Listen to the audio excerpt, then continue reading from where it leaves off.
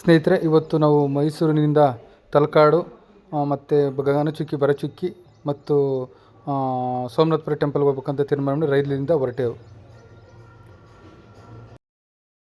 ಅದೇ ರೀತಿ ಸೋಮನಾಥಪುರದ ಕೇಶವ ದೇವಾಲಯದಲ್ಲಿ ಕೇಶವನ ನೃತ್ಯ ರೂಪಕಗಳಲ್ಲಿ ಅಳವಡಿಸಲಿದ್ದಾರೆ. ಹೊಯ್ಸಳ ಶೈಲಿಯಲ್ಲಿ ಕಟ್ಟಿದ್ದಾರೆ.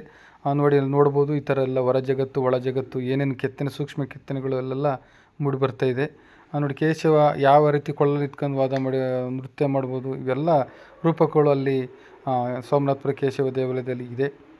ತುಂಬ ಹೊಯ್ಸಳ ಶೈಲಿಯಲ್ಲಿ ಚೆನ್ನಾಗಿ ಕಟ್ಟಿದ್ದಾರೆ. ಮೈಸೂರು ಜಿಲ್ಲೆಯಲ್ಲಿ ಇರೋದ್ರ ತುಂಬ ಒಳ್ಳೆಯದು. ಯಾಕೆಂದರೆ ನಾವು ಹಾಸನ ಜಿಲ್ಲೆಯಲ್ಲಿ ನೋಡಿದ್ದು, ಆದರೆ ಮೈಸೂರು ಜಿಲ್ಲೆಯಲ್ಲೂ ಸಹ ಹೊಯ್ಸಳರ ಶೈಲಿಯ ದೇವಸ್ಥಾನ ಸೋಮನಾಥಪುರದ ಕೇಶವ ದೇವಾಲಯದಲ್ಲಿ ನೋಡ್ಬೋದು. ಯಾಕೆಂದರೆ ಅಷ್ಟು ಸೂಕ್ಷ್ಮವಾದ ಕೆತ್ತನೆಗಳು ಈ ದೇವಾಲಯದಲ್ಲಿ ಕಂಡುಬರುತ್ತೆ. ನಾನು, ನನ್ನ ಮಗಳು, ನಮ್ಮ ಮಿಸ್ಸಸ್ಸು ಹೋಗಿ ಆ ದೇವಸ್ಥಾನವನ್ನು ವೀಕ್ಷಣೆ ಮಾಡಿ ತುಂಬ ಖುಷಿಪಟ್ಟು, ಅದೇ ರೀತಿ ನನ್ನ ಮಗಳು ಸಹ ಸಿಡ್ನಿಯಲ್ಲಿ ಬಂದಿರತಕ್ಕಂಥ ವಿದೇಶಿ ಪ್ರವಾಸಿಗರನ್ನು ಮಾತಾಡಿಸಿ ಖುಷಿಪಟ್ಟು, ಅದೇ ರೀತಿ ನೆಕ್ಸ್ಟ್ ತಲಕಾಡಿನ ಪಂಚಲಿಂಗೇಶ್ವರ, ಪಾತಾಳೇಶ್ವರ ಮತ್ತು ಕೀರ್ತಿನಾರಾಯಣ ಸ್ವಾಮಿ ದೇವಸ್ಥಾನಗಳನ್ನು ನೋಡಿ ಖುಷಿಪಟ್ಟು, ಅದೇ ರೀತಿ ಮುಂದುವರೆದು ಕಪಿನಿ, ಕಾವೇರಿ ಮತ್ತು ಸ್ಫಟಿಕ ಸಂಗಮವಾಗಿರ್ತಕ್ಕಂಥ ತ್ರಿನರಸೀಪುರದ ತ್ರಿವೇಣಿ ಸಂಗಮದಲ್ಲಿ ಒಂದು ಸಂಗಮದಲ್ಲಿ ನೀರನ್ನು ಮುಟ್ಟಿ ಅದನ್ನು ಪ್ರೋಕ್ಷಣೆ ಮಾಡಿಕೊಂಡು ಇಡೀ ಸರ್ವ ಜನಕ್ಕೆ ಒಳಿತಾಗಲಿ ಅಂತ ಹೇಳ್ಬಿಟ್ಟು ನಾವು ಪ್ರಾರ್ಥನೆ ಮಾಡಿದ್ದು. ತುಂಬ ಸಂಗಮ ಚೆನ್ನಾಗಿದೆ. ಮಳೆ ನೀರುಗಾಲದಲ್ಲಿ ತುಂಬಿ ಹರಿತಿರೋದ್ರಿಂದ ಕುಂಭಮೇಳಕ್ಕೆ ನಾವು ಬರೋಕ್ಕಾಗಿರಲ್ಲ. ಈಗ ನಾವು ಫ್ಯಾಮಿಲಿ ಸಮೇತ ಹೋಗಿ ದರ್ಶನವನ್ನು ಪಡೆದು ಪುನೀತರಾಗಿದ್ದೆವು. ಇಲ್ಲಿ ಹಲವಾರು ದೇವಸ್ಥಾನಗಳ ದರ್ಶನವನ್ನು ಪಡೆದು ನಾವು ಫ್ಯಾಮಿಲಿಯಿಂದ ದರ್ಶನ ಪಡೆದು ಪುನೀತರಾದೆವು. ಅದೇ ರೀತಿ ಸಹ ನಮ್ಮ ಫ್ಯಾಮಿಲಿ ಸಹ ದರ್ಶನ ಮಾಡಿ ಪುನೀತರಾದೆವು. ಅದೇ ರೀತಿ ತಲಕಾಡಿನ ಒಂದು ಪಾತಾಳೇಶ್ವರ ದೇವಸ್ಥಾನ ಹೋಗ್ಬೇಕಾದ್ರೆ ಮರಳಿನಲ್ಲಿ ನಡೆದು ಒಂದು ದೇವಸ್ಥಾನ ವೈಶಿಷ್ಟ್ಯವನ್ನು ತಿಳಿದುಕೊಂಡು ಅಲ್ಲಿಯೂ ಸಹ ಕೀರ್ತಿನಾರಾಯಣ ದೇವಸ್ಥಾನಗಳನ್ನು ನೋಡಿ ಖುಷಿಪಟ್ಟು, ಪುಟ್ಟಕ್ಕನ ಮೆಸ್ಸಿನಲ್ಲಿ, ತಲಕಾಡಿನಲ್ಲಿ ಪುಟ್ಟಕ್ಕನ ಮೆಸ್ಸಿನಲ್ಲಿ ಊಟ ಮಾಡಿ ಸವಿರುಚಿಯಾದ ಊಟವನ್ನು ಮಾಡಿ ಸವಿದೆವು.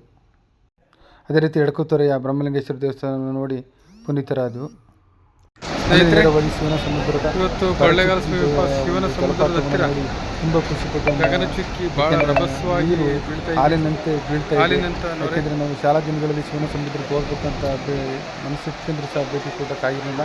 ಆದರೆ ಈ ಸಂದರ್ಭದಲ್ಲಿ ಭೇಟಿ ಕೊಟ್ಟು ನಾವು ಖುಷಿಪಟ್ಟು, ಅದೇ ರೀತಿ ಶಿವನ ಸಮುದ್ರದಲ್ಲಿ ವಿದ್ಯುತ್ ಯಾವ ರೀತಿ ತಯಾರಾಗ್ತಿರೋದ್ರ ಬಗ್ಗೆ ವಿಚಾರವನ್ನು ತಿಳ್ಕೊಂಡು, ಯಾಕೆಂದರೆ ನಾವು ನಮ್ಮ ಮಕ್ಕಳನ್ನು, ನಮ್ಮ ಫ್ಯಾಮಿಲಿಯನ್ನು ಒಂದು ಹೊರಗಡೆ ಕರ್ಕೊಂಡು ಹೋಗಿ ಜಲಪಾತಗಳನ್ನು ವೀಕ್ಷಣೆ ಮಾಡಿದರೆ ನಮಗೆ ಸಹ ಖುಷಿ ಆಗುತ್ತೆ. ಮೈಸೂರಿಂದ ಇಲ್ಲಿಗೆ ಸುಮಾರು 76 ಕಿಲೋಮೀಟರ್ ದೂರ ಆಗುತ್ತೆ. ಈಗ ಮಳೆಗಾಲ ಆಗ್ತಾ ಇರೋದ್ರಿಂದ ತುಂಬ ವೇಗವಾಗಿ ಕಾವೇರಿ ಧುಮ್ಮಿಕ್ತಿದ್ದಾಳೆ. ಹಾಗಾಗಿ ತಾವು ದಯಮಾಡಿ ಎಲ್ಲರೂ ವೀಕ್ಷಣೆ ಕೊಡ್ಬೋದು ಅಂತ ಈ ಮೂಲಕ ಕೇಳ್ತೀವಿ. ನಮ್ಮ ಒಂದು ದಿನದ ಟ್ರಿಪ್ಪು ಇಲ್ಲಿಗೆ ಎಂಡ್ ಆಗ್ತಾಯಿದೆ. ಯಾಕೆಂದರೆ ಶಿವನ ಸಮುದ್ರದ ದೃಶ್ಯಾವಳಿಗಳನ್ನು ನೋಡೋದು, ಅಲ್ಲೇ ಸಿಗ್ತಕ್ಕಂಥ ಸ್ಥಳೀಯ ಮೀನುಗಳನ್ನು ತಿಂದು ನಾವು ಖುಷಿಪಟ್ಟು, ತುಂಬ ವಾತಾವರಣ ಆಹ್ಲಾದಕರವಾಗಿದೆ, ತುಂಬ ಚೆನ್ನಾಗಿದೆ. ಇದೆಲ್ಲ ವಿಸಿಟ್ ಮಾಡಿ ನೀವೆಲ್ಲ ನೋಡ್ಬೋದು.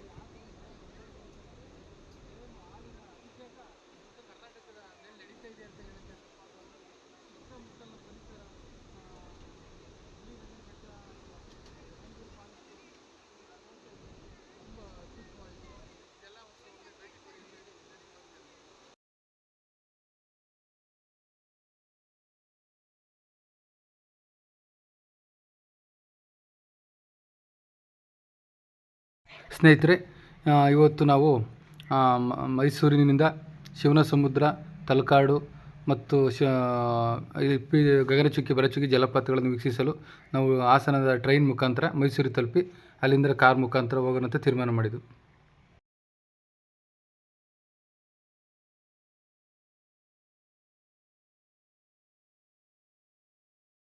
ನೋಡಿ ಸ್ನೇಹಿತರೆ, ಮೈಸೂರಿನ ನೇರವಾಗಿ ಸೋಮನಾಥಪುರದ ಕೇಶವ ದೇವಸ್ಥಾನಕ್ಕೆ ಹೋಗಿದ್ವಿ. ಅದು ಹೊಯ್ಸಳರ ಶೈಲಿ ನಿರ್ಮಾಣವಾಗಿರ್ತಕ್ಕಂಥ ದೇವಸ್ಥಾನ.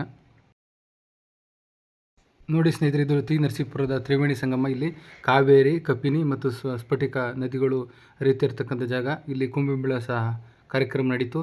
ಇದು ಪವಿತ್ರವಾದ ಜಲ, ಹಾಗಾಗಿ ಇದರದ್ದೆಲ್ಲ ನಾವು ನೀರಿನ ಪ್ರೋಕ್ಷಣೆಯನ್ನು ಮಾಡ್ಕೊಂಡು ಸರ್ವ ಜನರಿಗೆ ಒಳ್ಳೆಯದಾಗಲಿ ಅಂತ ಹೇಳ್ಬಿಟ್ಟು ಇದು ಮಾಡಿದ್ದು ಸ್ನೇಹಿತರೆ. ನೋಡಿ ಸ್ನೇಹಿತರೆ, ಎಡಕುತೊರೆ ಇದು ಬ್ರಹ್ಮಲಿಂಗೇಶ್ವರ ದೇವಸ್ಥಾನ. ಒಳ್ಳೆಯದಾಗುತ್ತೆ ಎಲ್ಲರಿಗೂ. ನೋಡಿ ಸ್ನೇಹಿತರೆ, ಇದು ಶಿವನ ಸಮುದ್ರ. ಇಲ್ಲಿ ಗಗನಚುಕ್ಕಿ ಧುಮ್ಮುಕ್ತಿದ್ದಾಳೆ. ಏನು ನೀರಿನ ರಭಸಕ್ಕೆ ಹಾಲಿನಂಥ ನೊರೆ ಬರ್ತಾ ಇದೆ. ಇಲ್ಲಿ ಫ್ಯಾಮಿಲಿ ಸಮೇತ ನಾನು, ನಮ್ಮ ಮಿಸ್ಸಸ್ಸು, ನನ್ನ ಮಗಳು ಇದನ್ನು ದರ್ಶನ ಪಡಿಬೇಕಂತ ಬಂದು ದರ್ಶನ ಪಡೆದು ತುಂಬ ಪುನೀತರಾದ ಪ್ರಕೃತಿಯ ರಮಣೀಯ ದೃಶ್ಯಗಳನ್ನು ನಾವು ನೋಡಿ ಖುಷಿಪಟ್ಟು.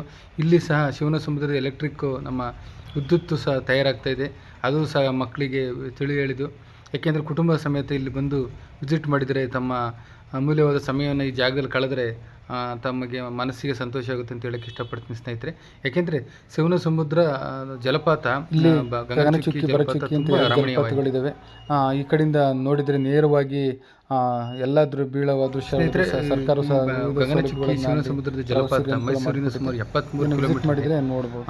ಈಗ ಮಳೆಗಾಲ ಆಗಿರೋದ್ರಿಂದ, ಯಾಕೆಂದರೆ ಜೂನ್ ತಿಂಗಳಲ್ಲೇ KRS ತುಂಬಿರೋದ್ರಿಂದ ತುಂಬ ಬರ್ತಾ ಇದೆ ಸ್ನೇಹಿತರೆ, ಬಂದು ನೋಡ್ಬೋದು ಸ್ನೇಹಿತರೆ. ಒಂದು ದಿವಸ ಸಿದ್ಧಾರ್ಥ ಹೋಟೆಲ್ ತಿಂಡಿ ತಿಂದು ವಾಪಸ್ ಹಾಸನಕ್ಕೆ ಹೊರಟೆವು.